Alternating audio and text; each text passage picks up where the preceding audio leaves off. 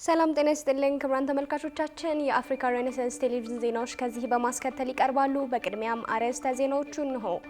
የቀድሞ የሰላም ሚኒስቴር ዴኤታ አቶ ታዬ ደንደአ ወንጀለኛ ተብለው በተከሰሱበት ክስ እስራት ተፈረደባቸው። በአማራ ክልል ያለው ግጭትን ሊያስቆመው ይችላል የተባለ የሰላም ስምምነት ተፈረመ። የቻይናና የኢትዮጵያ ታራሚዎች የፍርድ ጊዜያቸው በሀገራቸው እንዲጨርሱ የሚያስችል ረቂቅ አዋጅ ለቋሚ ኮሚቴ መመራቱ ተገለጸ።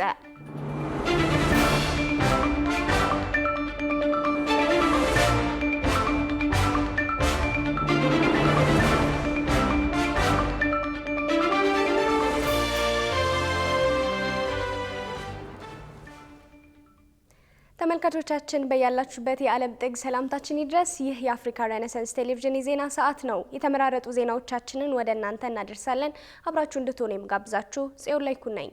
ወደ ቀዳሚው ዜናችን ስናልፍ የቀድሞው የሰላም ሚኒስትር ዴኤታ አቶ ታዬ ደንደአ ወንጀለኛ ተብለው በተከሰሱበት ክስ እስራት ተፈረደባቸው። አቶ ታዬ የኦሮሚያ ክልል ምክር ቤት አባልና የሰላም ሚኒስትር ሆነው መስራታቸው የሚታወስ ሲሆን ጥፋተኛ በተባሉበት ክስ የ7 ዓመት ከ2 ወር እስራት እንደተፈረደባቸው ተገልጿል። ተጨማሪ አለን።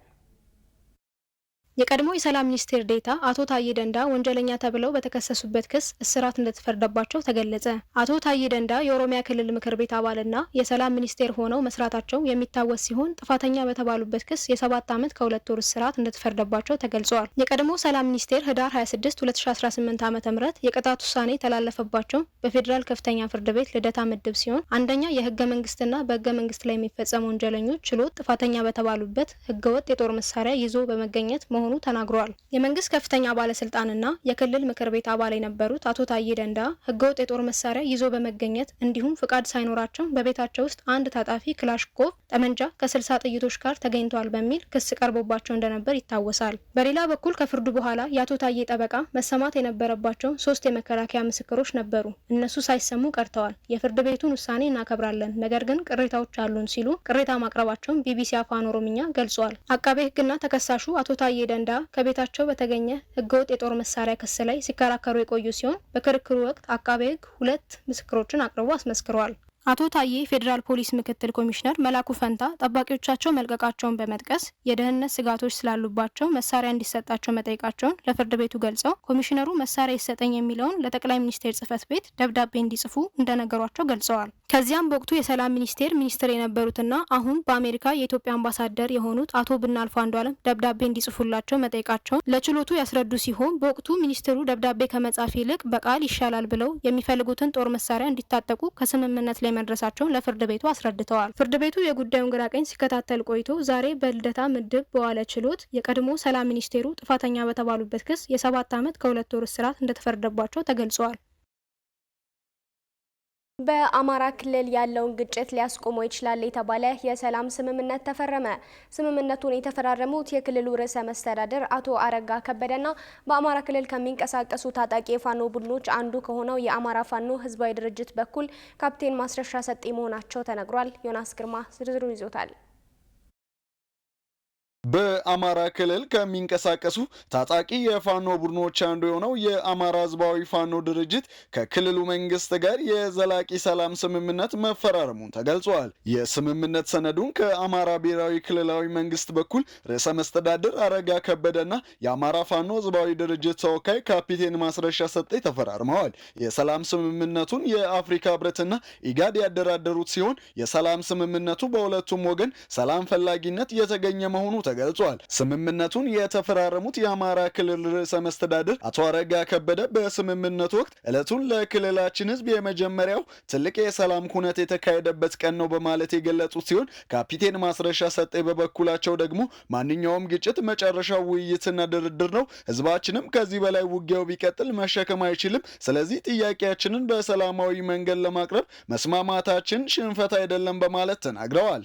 ለክልላችን ህዝብ እና ህዝባችን ለሚኖርበት አካባቢ የሰላም አየር መተንፈስ የሚያስችል የመጀመሪያው ኩነት የተካሄደበት ዕለት ነው።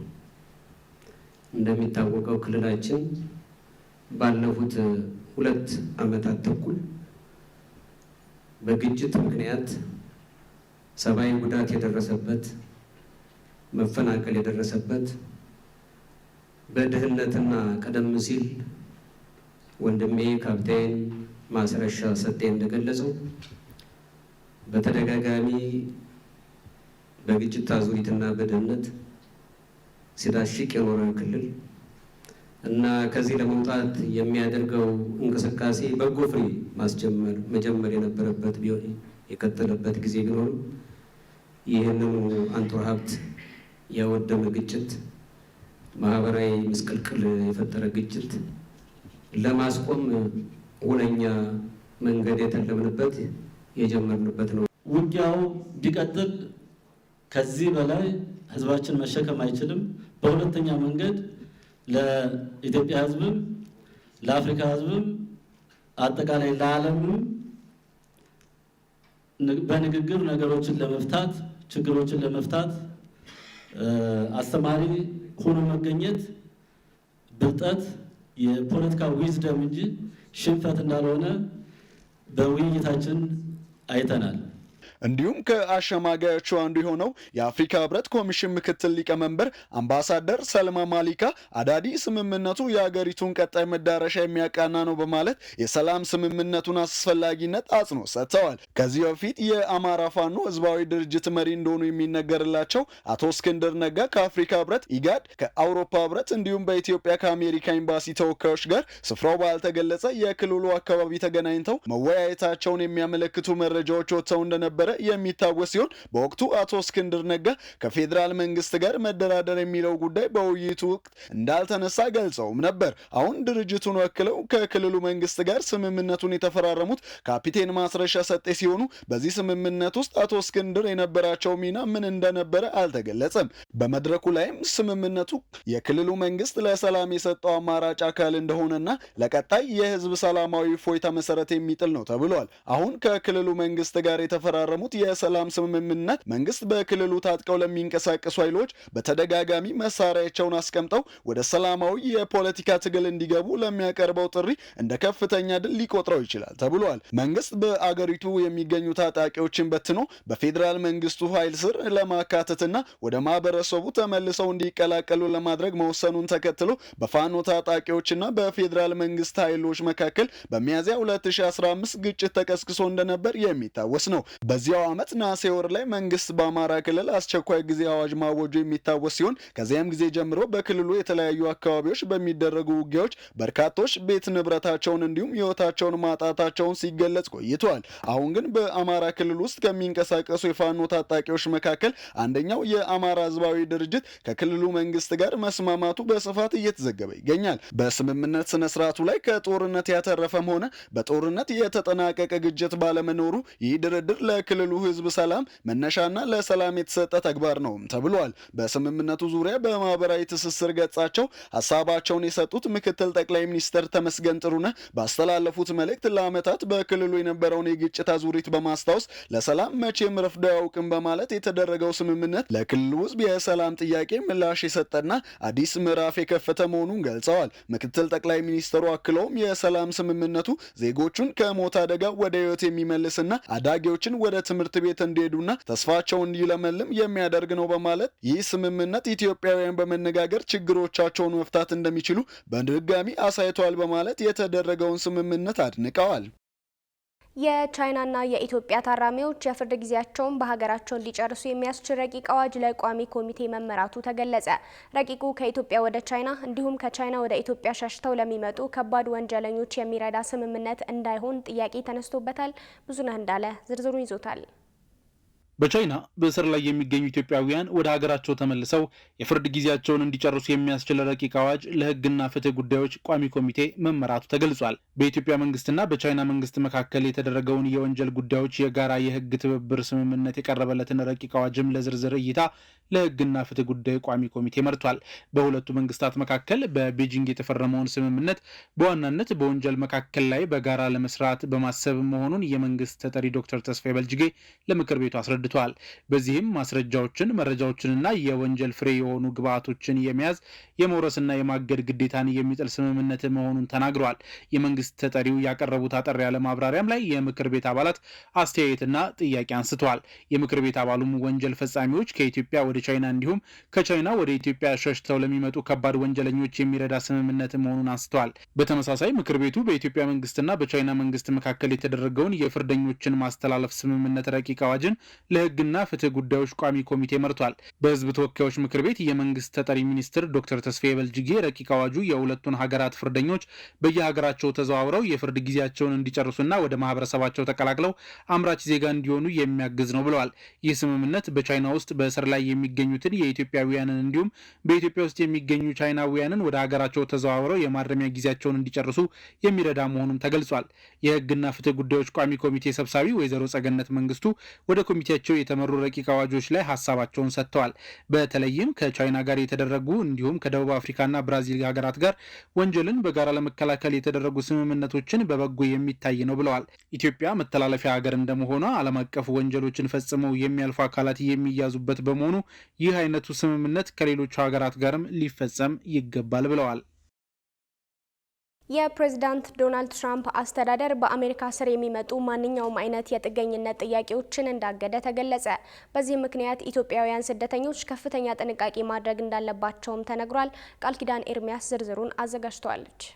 በዋሽንግተን ውስጥ አንድ አፍጋናዊ ስደተኛ በሁለት የአሜሪካ የብሔራዊ ዘብ አባላት ላይ ጥቃት ከፈጸመ በኋላ ሁሉም ጥገኝነት ጠያቂዎች ላይ ተገቢ ምርመራ እስከሚካሄድ ድረስ የአሜሪካ የዜግነትና ስደተኝነት አገልግሎት አዲስ የጥገኝነት ጥያቄ መቀበል ማቆሙ ተነግሯል። ትራምፕ የሶስተኛው የዓለም ሀገራት ስደተኞች ወደ አሜሪካ እንዳይገቡ የሚያደርግ ዘላቂ እገዳ ለመጣል እቅድ እንዳላቸው ካመላከቱ በኋላ በአሜሪካ ለሚገኙ ስደተኞችና ጥገኝነት ጠያቂዎች ያለው ሁኔታ እጅግ አሳሳቢ ሆኗል። የአፍጋኒስታን ዜግነት ያለው ስደተኛ የአሜሪካ ብሔራዊ ዘብ አባላትን በመግደሉና በማቁሰሉ የአሜሪካ መንግስት ከአፍጋኒስታናውያን የሚቀርቡ የጥገኝነት ጥያቄዎችን መቀበል አቁሞ የነበረ ሲሆን በአሁኑ ሰዓት ደግሞ የሀገር ውስጥ ደህንነት መስሪያ ቤት ከየትኛውም ሀገር የስደተኞችን ጥያቄ እንዳይቀበል ትዕዛዝ ተላልፎለታል። የብሔራዊ ዘብ አባላቱ ላይ ጥቃት ከተፈጸመ በኋላ ትራምፕ ኤርትራንና ሱዳንን ጨምሮ ለ19 የውጭ ሀገር ዜጎች የተሰጡ የመኖሪያና የስራ ፈቃዶች ምርመራ እንዲደረግባቸው አዘዋል። ቢቢሲ ያነጋገራቸውና በአሜሪካ ከፍተኛ የህግ አዋቂ የሆኑት ጠበቃ ሙሉ አለም ጌታቸው የትራምፕ አስተዳደር ወደ ሀገራቸው መልሳቸዋለሁ ብሎ የተነሳው ጥገኝነት ጠያቂዎች የወንጀል መዝገብ ላይ ስማቸው የሰፈረ መሆኑን ገልጸዋል። አክለውም የትራምፕ አስተዳደር ሰነድ አልባ ስደተኞችን ቢሆኑ በፍርድ ቤት ከሀገር እንዲወጡ ውሳኔ የተላለፈባቸውን ብቻ ከሀገር አስወጣለሁ ሲል መናገሩን ጠበቃው ያስታውሳሉ።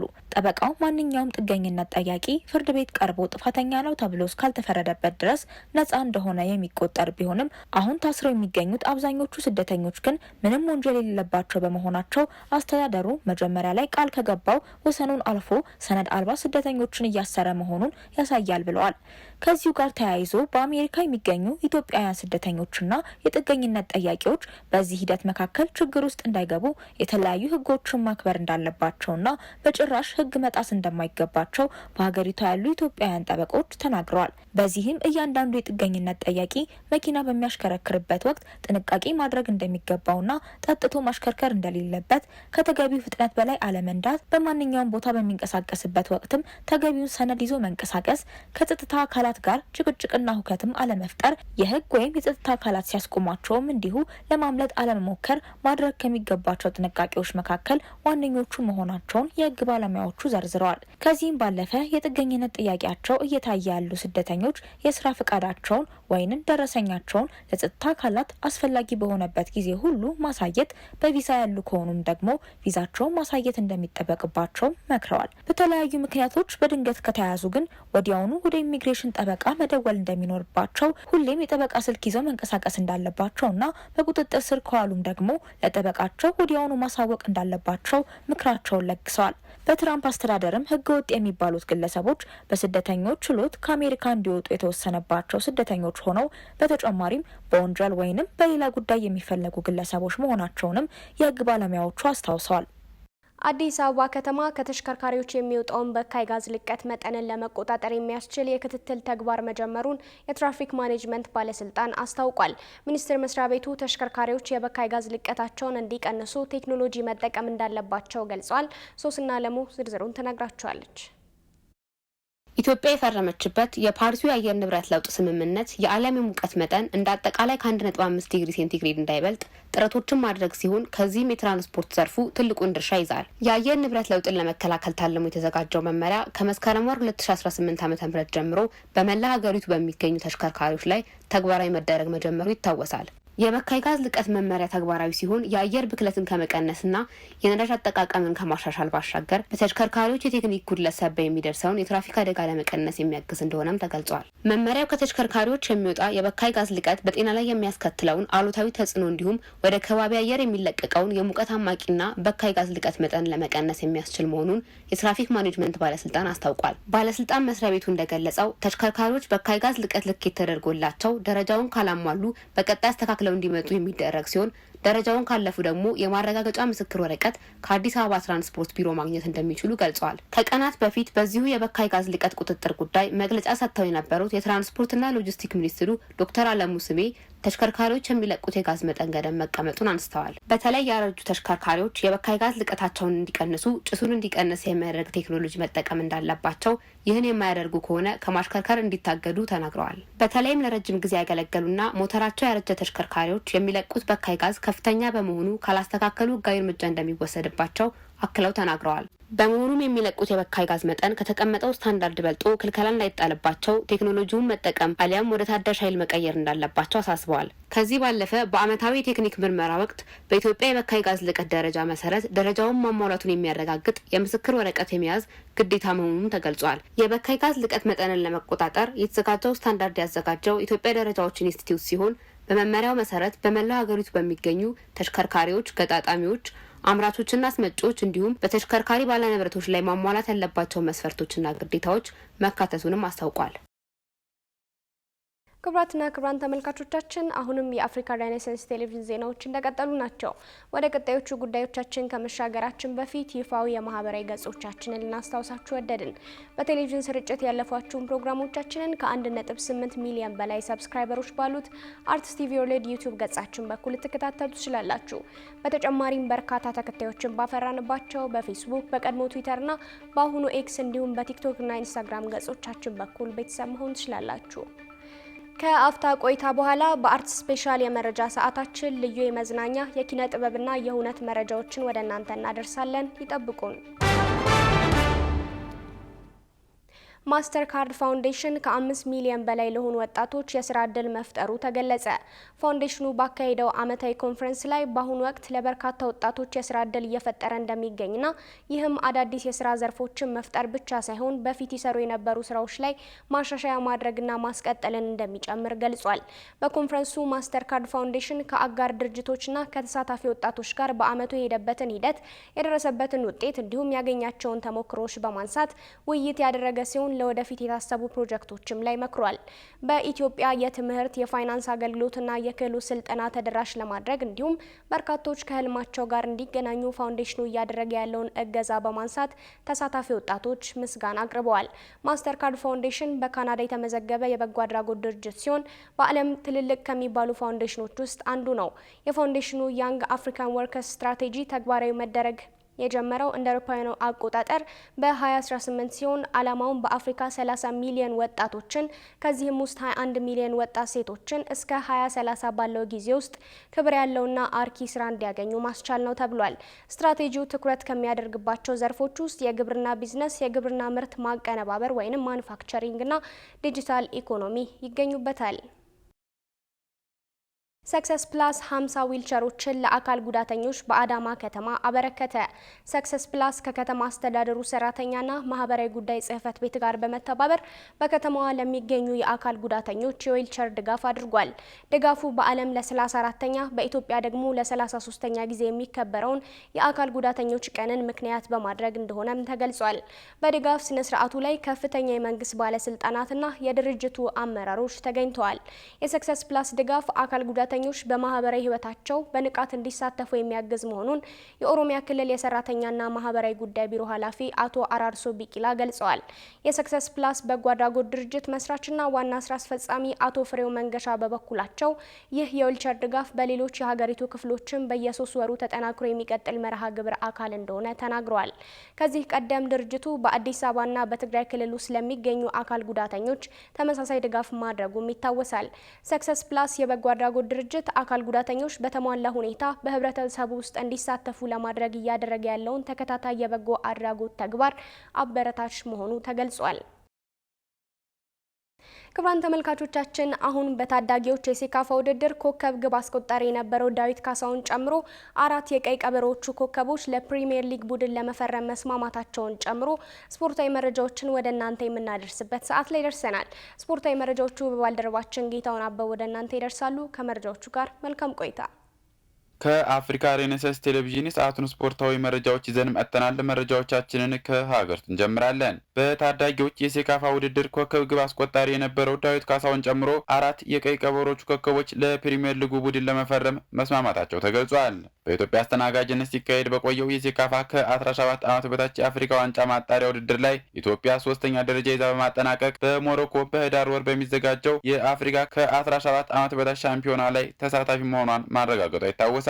ኢትዮጵያ የአፍሪካ ዋንጫን ለማዘጋጀት ካላት ትልቅ ህልም አኳያ ለሮድ 2029 የተሰባሰቡ ወጣቶችን በአሜሪካዊው አሰልጣኝ ቤንጃሚን ዚመር አማካኝነት እየተመሩ ኢትዮጵያን ወክለው በመሳተፍ ከሰሞኑ አስደናቂ ገድልን መፈጸማቸው የቅርብ ጊዜ ትውስታችን ሲሆን አሁን ደግሞ በዚህ ቡድን ውስጥ የማይተካ ሚና የነበራቸው ግብ ጠባቂው ተመስገን ከበደ፣ ተከላካዩ ዘላለም መንግስቱ፣ አምበሉ ቢኒያም አብርሃና አጥቂው ዳዊት ካሳው ለአዲስ አዳጊው የፕሪሚየር ሊግ ቡድን ሸገር ከተማን ለመቀላቀል ከስምምነት እንደደረሱ ተገልጿል። ይፋዊ የፊርማ ስምምነት ርክክብ የፊታችን ቅዳሜ ሲሆን ቡድኑ የፌዴሬሽኑን የ2029 ግብ ማሳካትና ወጣቶችን የማብቃት ትልቅ እቅድ ይዞ ተጫዋቾችን ለማስፈረም እንደተነሳሳ ከቡድኑ የተገኘው መረጃ ያመለክታል። ይህንን ዝውውር የሮድቱ 2029 ፕሮጀክት አባል የነበሩት ዶክተር ኢያሱ መርሃ ጽድቅና የሸገር ከተማ የአካል ብቃት አሰልጣኝና የአዲስ አበባ ዩኒቨርሲቲ መምህሩ ዶክተር ዘሩ ሞላ ቀደም ብለው በእቅድ እንዳመቻቹት ታውቋል።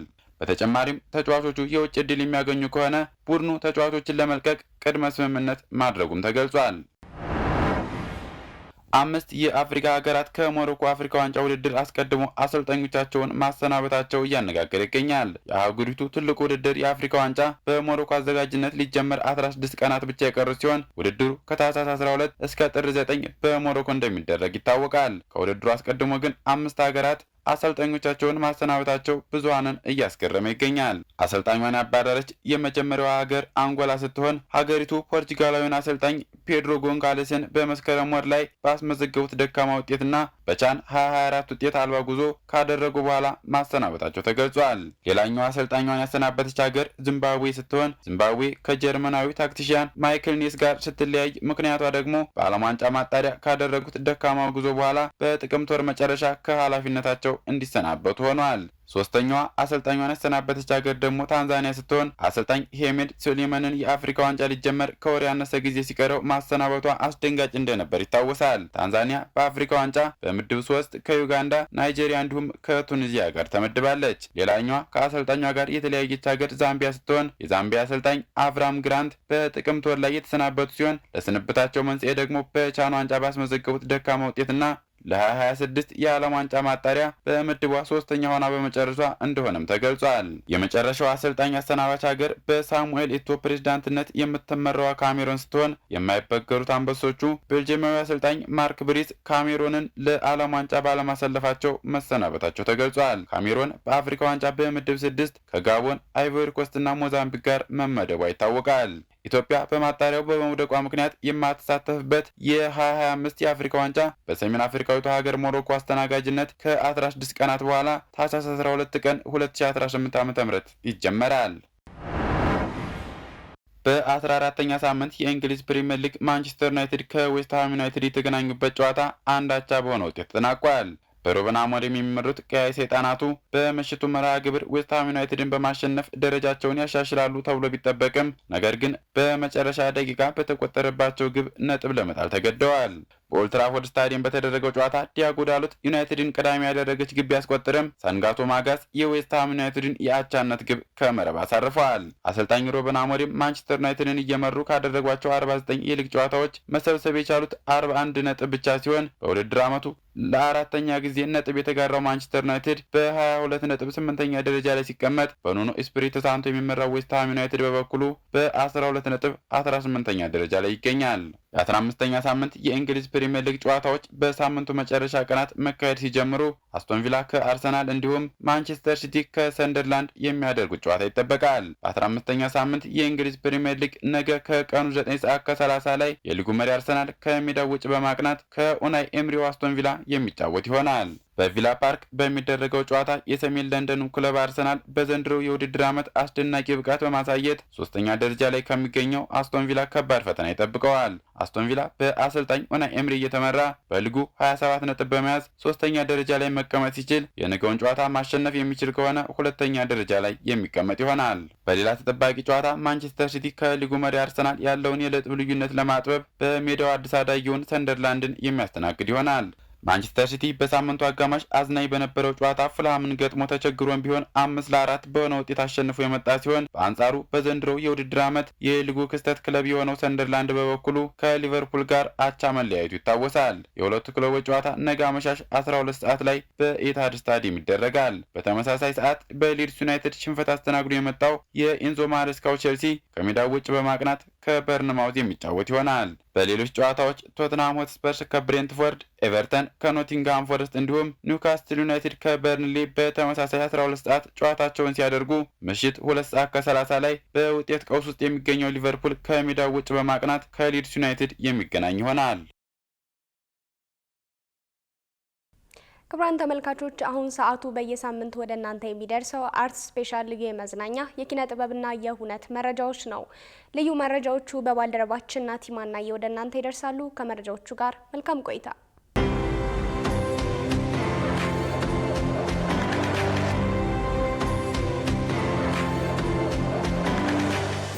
የተወደዳችሁ እንዴት ናችሁ? ይህ አርት ስፔሻል ነው። ዋና ዋና ጉዳዮች ጦቢያ ግጥምን በጃዝ በአዲስ ምዕራፍ በቅርብ ቀን ለተመልካቾች መቅረብ እንደሚጀምር ተገለጸ። ኢትዮጵያ በቀናት ልዩነት 2 አህጉራዊና ቀጠናዊ የሚዲያ ሽልማት ስነ ስርዓቶችን አስተናገደች። እነዚህንና ሌሎችንም የአርት ስፔሻል ኪነትና ኩነት መረጃዎች እናቀርብላችኋለን። አብራችሁን ሆኖ አዲስ አበባችን በቀናት ልዩነት 2 አህጉራዊና ቀጠናዊ የሚዲያ ሽልማት ስነ ስርዓቶችን አስተናግዳለች። አስቀድሞ የተካሄደው የኢጋድ የሚዲያ ሽልማት ስነ ስርዓት ነው። የሽልማት ስነ ስርዓቱ ውጤታማ የአየር ንብረት ዘገባ፣ ደህንነቱ ለተረጋገጠ ጠንካራና የተረጋጋ ቀጠና በሚል መሪ ሐሳብ ተከናውኗል። የ2025 የኢጋድ የሚዲያ ሽልማት 10 ዘርፎች ነበሩት። የህትመት ጋዜጠኝነት፣ የሬዲዮ ጋዜጠኝነት፣ የቴሌቪዥን ጋዜጠኝነት፣ ዲጂታል ሚዲያ፣ ፎቶግራፈር፣ ሀገር በቀል ዘገባ፣ የዓመቱ ተጽዕኖ ፈጣሪ፣ የማህበራዊ ሚዲያ ተጽዕኖ ፈጣሪዎችና የዕድሜ ዘመን ሽልማት የሽልማት ዘርፎቹ ናቸው። 400 የሚሆኑ የኢጋድ አባል ሀገራት የሚዲያ ባለሙያዎች ስራዎቻቸውን ያስገቡ ሲሆን ከዚህ ውስጥ 94 የሚሆኑት ኢትዮጵያውያን የሚዲያ ባለሙያዎች መሆናቸውን ኢጋድ አስታውቋል። ከ94ቱ ኢትዮጵያውያን የሚዲያ ባለሙያዎች መካከል 3ቱ በተለያዩ ዘርፎች ሽልማት ተበርክቶላቸዋል። የሸገር ኤፍኤም 102.1 ሬዲዮ መስራችና ስራ አስኪያጅ አንጋፋዋ ጋዜጠኛ መዓዛ ብሩም የምስራቅ አፍሪካ የልማት በየነ መንግስታት ባለስልጣን ወይም ኢጋድ የህይወት ዘመን ጋዜጠኝነት ሽልማት ተበርክቶላታል። ጋዜጠኛ መዓዛ ብሩ በሬዲዮ ጋዜጠኝነት ግንባር ቀደምና በዘርፉ ጉልህ አስተዋጽኦ ማበርከቷንም ኢጋድ ገልጸዋል። የኢትዮጵያ ዜና አገልግሎት ጋዜጠኛ ጌትነት ሸንቁጤ የምስራቅ አፍሪካ የልማት በየነ መንግስታት ባለስልጣን የኢጋድ የ2025 የሚዲያ ሽልማት በዲጂታል ሚዲያ ዘርፍ አሸናፊ በመሆን ሽልማቱን ተቀብሏል። በሌላ በኩል ተሸላሚ ሆነው ደግሞ የኦሮሚያ ብሮድካስቲንግ ኔትወርክ ጋዜጠኛው ሽመክት ጉግሳ ነው። የተሸለመበት ዘርፍም በኦሮምኛ ቋንቋ በሰራው ፕሮግራም ነው። በሌላ በኩል ሐሙስ አመሻሹን የተካሄደው የአፍሪካ ሚዲያ አዋርድ በዚህ ሳምንት የመዲናችን ድምቀት የነበረ ሁነት ነበር። በዚህ የሽልማት ስነ ስርዓት ላይ ከ800 ተወዳዳሪዎች መካከል 21 እጩዎች በተለያዩ ምድቦች አሸናፊ ሆነዋል። ከነዚህ አሸናፊዎች መካከልም በአፍሪካ ሚዲያ አዋርድ በልዩ ዘርፍ ሽልማት ጋዜጠኛ መታሰቢያ ደረጀ አሸናፊ ተሳታፊ ሆናለች። በዚህ አህጉራዊ መሰናዶ ላይ በጣቢያችን የሚተላለፈው የዘጠናዎቹ ፕሮግራም አዘጋጅና አቅራቢ መውደድ ክብሩ የዳንስ ትርኢት ያቀረበ ሲሆን ድምፃዊት ቤቲጂ የሙዚቃ ስራውን አቅርባለች። በሌላ በኩል የቀድሞ የአርሴናልና የተለያዩ ክለቦች ተጫዋች የሆነው ኢማኑኤል አዲባዮር በአፍሪካ የሚዲያ ሽልማት ላይ ተገኝተዋል። የአፍሪካ ሚዲያ ሽልማት በጋዜጠኝነት፣ በብሮድካስቲንግ፣ በዲጂታል ሚዲያና በትርክት ግንባታ የአፍሪካ ስኬቶችን ያሳዩ የሚዲያ ተወካዮች በአንድነት የሚሳተፉበትና የሚሸለሙበት ነው። የሽልማት ዝግጅቱ አፍሪካውያን ስለ ማንነታቸውና የአፍሪካ ህዝቦች ደማቅ ማንነት በራሳቸው እንዲተርኩ የሚያስችላቸውን እድል ይከፍትላቸዋልም ተብሏል። በነጻ ሐሳብና በሰከነ መንፈስ ኢትዮጵያና ኢትዮጵያዊነትን እናድምቅ እያለ የሰነበተው ጦቢያ ግጥምን በጃዝ ኪናዊ መሰናዶ እንደተወደደና ተመልካቾቹንና ታዳሚዎችን እንዳከበረ ለዓመታት ዘልቋል። አንዱ እድሜውን በሙሉ ሲያጨስ የነበረ ሰውዬ በድንገት ታሞ ሆስፒታል ሄደ። ዶክተሩ ከመረመረው በኋላ ጌታዬ ሳምባ እኮ ጉም ሰርቷል ሲለው ሲዘንብ እመጣለሁ። ከሰሞኑም ጦቢያ ግጥምን በጃዝ በአዲስ ምዕራፍ ከተወዳጅ ዝግጅቶቹ ጋር በቅርብ ቀን እንደሚመለስ የመሰናዶው አዘጋጆች ገልጸዋል። በዚህ የጦቢያ ምዕራፍ ጦቢያ ግጥም፣ ጦቢያ ስነ ቃል፣ ጦቢያ በየአይነት፣ ጦቢያ ባለውለታዬ፣ ጦቢያ ለትውልድ የተሰኙ ተወዳጅ ይዘቶቹን ወደ ተመልካቾች ያቀርባልም ተብለዋል። ምለው ባይገባሽም አጨብጭቢ ውዴ እንደተለመደው ቸፕ ቸፕ ምን አባቱ ማሰብ። የጦቢያ መሰናዶ አዘጋጆች ለስካውኑ ጉዞ አመስግነው የጋራችን ለሆነችው ውድ ሀገራችን ስህተቶቻችንን እያረምን ባጎደልነው እየሞላን በነጻ ሐሳብና በሰከነ መንፈስ ኢትዮጵያና ኢትዮጵያዊነትን እናደምቃለንም ብለዋል። የደራሲ ኤልሳ ሙሉጌታ ዋናተኛ ፀሐይ መጽሐፍ ለንባብ በቃ። ዋናተኛ መጽሐፍ አርብ ህዳር 26 ቀን 2018 ዓ.ም በርካታ እንግዶች በተገኙበት በብሔራዊ ቤተ መዛግብትና ቤተ መጻሕፍት አገልግሎት ወመዘክር ተመርቋል። ዋናተኛ መጽሐፍ በውስጡ ምን ጉዳዮችን ይዟል? የመጽሐፉ ደራሲ ኤልሳ ሙሉጌታ ተከታዩ ምላሽ ሰጥታናለች። ስቶሪዎች ናቸው። 135 ገጽ ነው። 6 ስቶሪዎች አሉት። የጀርባ ዋጋው 400 ብር ነው። ከዚህ በፊት ከነበረኝ ሐምራዊ ተረኮች መጽሐፍ የሚለየው ያው ሐምራዊ ተረኮች የተለያዩ ስቶሪዎች አሉ። ስቶሪዎቹ ብቻቸውንም መነበብ ይችላሉ፣ ራሳቸውን ችለው አንድ ላይም እንደ ወጥ ልቦለድ መነበብ ይችላሉ። እንደዛ ነው። ይሄ ግን ራሳቸውን የቻሉ የተለያዩ ልቦለዶች ሾርት ስቶሪዎች ናቸው። በመጽሐፉ የምርቃት ስነ ስርዓት ላይም በልዩነት ወላጅ አባቷንም በክብር እንግድነት ጋብዛለች። ለምን? ኤልሳ ምክንያት አላት። የክብር እንግዳዬ ነው ብዬ የጠራሁት አባቴን ነው። አባቴ ከስነ ጽሁፍ ጋር ቅርበት አለው። አስተማሪ ስለሆነ ሙሉ ጊዜውንና ሙሉ ህይወቱን ለስነ ጽሁፍ አልሰጠም እንጂ ታለንት አለው። የመጽሐፍም የመሳልም በአጠቃላይ የአርት ሰው ነው። ግን ላይፍ የሚወስደን በተለያየ መንገድ ስለሆነ መምህር ነበረ እና በእኔ በኩል የእሱን ፓሽን የደረሰበት እንትን እንዲረዳኝ የክብር እንግዳ ያርገዋለሁ። ለኤልሳ ሙሉጌታ የጻፍሽውን ጽሁፍ ሐምራዊ ተረኮችን አነበብኳቸው። ምርጥ ጽሁፍ ነው። እያንዳንዱን ታሪክና ገጸ ባህሪ ጭምር በተቻለኝ አቅም መረመርኳቸው። በጣም የሚገርም ነው። ኤልሲዬ ከጽሁፍሽ እንደተረዳሁት ሩህሩህ ነሽ፣ ደካሞችን ትወጃለሽ።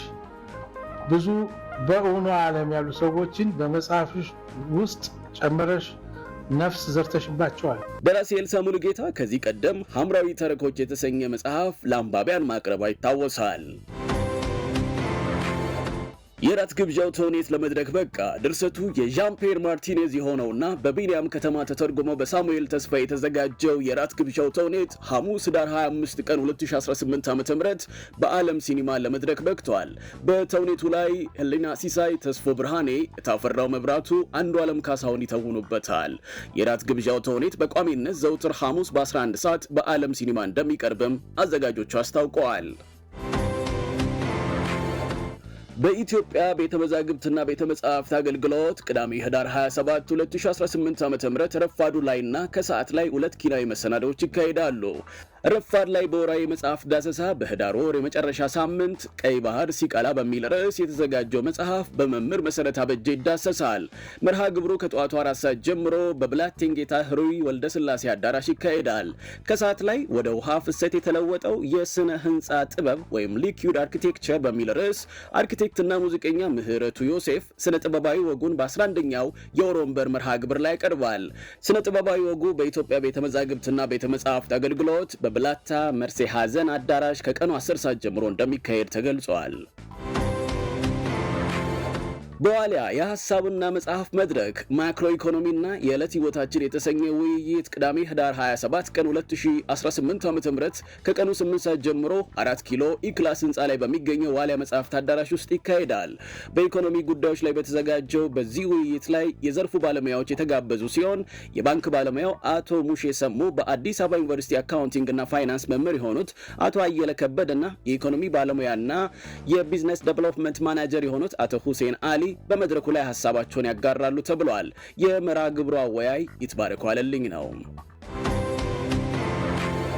ክቡራትና ክቡራን ተመልካቾቻችን በዚህ ሳምንት ያዘጋጀንላችሁ የአርት ስፔሻል የኪነትና ኩነት መረጃዎች ይህንን ይመስሉ ነበር። ስለተከታተላችሁን እናመሰግናለን።